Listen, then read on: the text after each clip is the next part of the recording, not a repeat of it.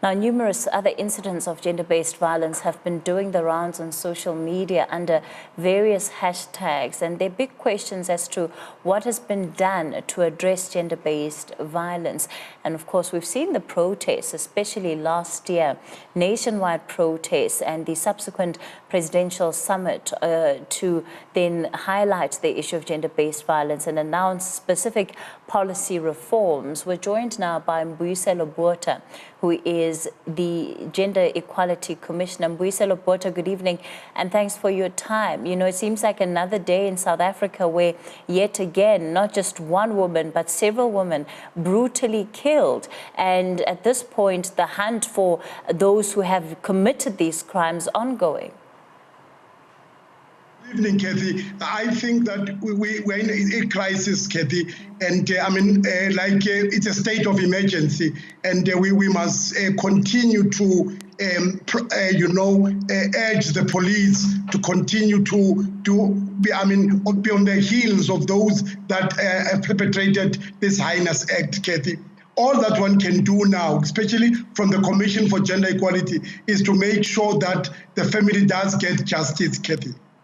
Sure, and you know, it's one thing to talk about justice, yet at the end of the day, we know that for many victims of gender-based violence, justice is often a term that they don't ever get to experience, some of them in life and even in death for others, such as Chero and Naledi, who've been killed this week. No, Kathy, very true. But what we can do is that we can't give up hope, we must double our efforts, because you see, Kathy, if we don't seek justice for them, the challenge is that we are going to throw our hands in despair. We can't afford that. We really have to speak with one voice and say that justice must happen, should happen, and it can happen. We know that the turnaround sometimes is disappointing. Well, we have no option but not to give up, Kathy. Sure, that being the case, Ndada Botha, men are still killing women in this country. How do we make that stop? Well, one of the best ways to stop it, Kathy, is that and we've seen it happening. The sentences must continue to be harsh. You see, Kathy, if there's an element or even the thinking of impunity, if someone thinks that I can literally get away with murder, we'll see this happening. But one can say with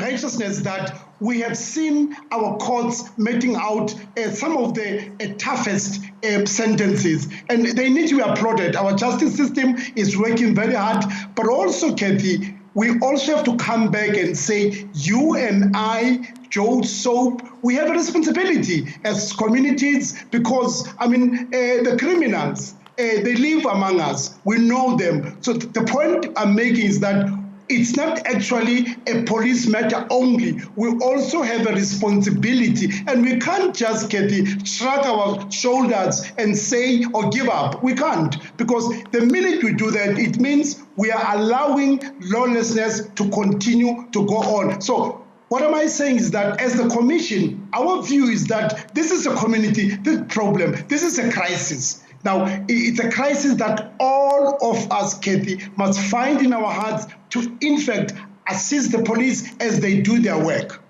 Ndada Botha, it's not like that's not happening, right? You would see right now with the family of Tsegofatso, everybody that knows some kind of information today, gathering alongside some of the officials that were there to give that information. So it's not like communities are not involved.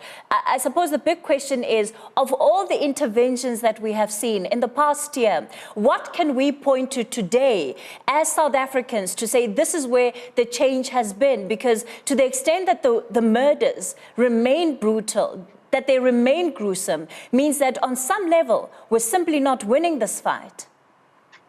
Well, Kathy, there is the measure of truth that we are not winning the fight, because, as you rightly point out, the numbers continue to go up. But Kathy, if truth be told, is that when you look at the sentences that have been meted out, I mean, we can't fault our justice system.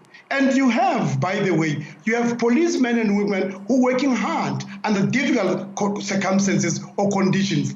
What am I saying, Kathy? I'm saying this evening, we need to continue to double our efforts. And as I always say to you, Kathy, and others, South Africans, I mean, this is not also a women's problem. It is our problem as men. It is us who need to call out or to call out each other, one another, Kathy. It is, in fact, it's in our hands as men in particular, because women don't kill themselves, women don't harass themselves. So we need to get to a point where, Kathy, all of us men would say, so far and not further. Imagine what would happen, Kathy, if we rally each other, one another. Imagine if at every suburb, at every township, at every street, there is a men's forum, there's a men for change, there's all of the men's groups, or Kuluma Indoda, where all of us would say, look, you will not do this in my name as a man, where, I mean, our mosques, our synagogues, our temples, if we rally each other. Ndata Botha, you know very well how long this conversations about these different forums needing to be held has been going on for. So, you know, it really...